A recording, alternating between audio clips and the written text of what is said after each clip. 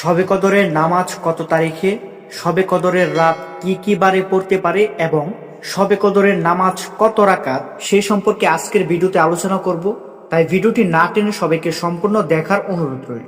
প্রিয় দর্শক, চলুন প্রথমেই জেনে নেই শবে কদর কোন তারিখে হয়।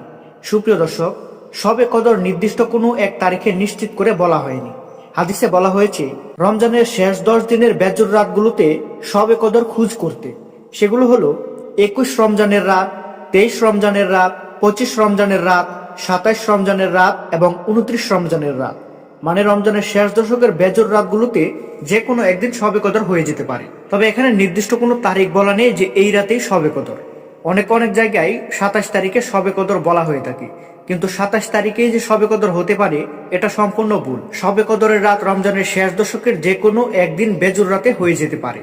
তাই রমজানের শেষ দশকের বেজর রাতগুলোতে অত্যন্ত গুরুত্ব সহকারে এবং বেশি বেশি আমল করার কথা বলা হয়েছে। তবে অনেক আলেমের মতে 27 রমজানের রাতে শবে কদর হওয়ার সম্ভাবনা বেশি। তাই মুসলমানরা সাধারণত এই রাতটি বেশি গুরুত্ব দিয়ে ইবাদত করে। শবে কদরের জন্য নির্দিষ্ট কোনো রাকাতের নামাজ ফরজ করা হয়নি। এই রাতে মূলত নফল নামাজ পড়া হয়। আপনি চাইলে বিভিন্নভাবে নামাজ পড়তে পারেন। 2 রাকাত করে করে নফল নামাজ পড়তে পারেন, আপনার যত রাকাত খুশি।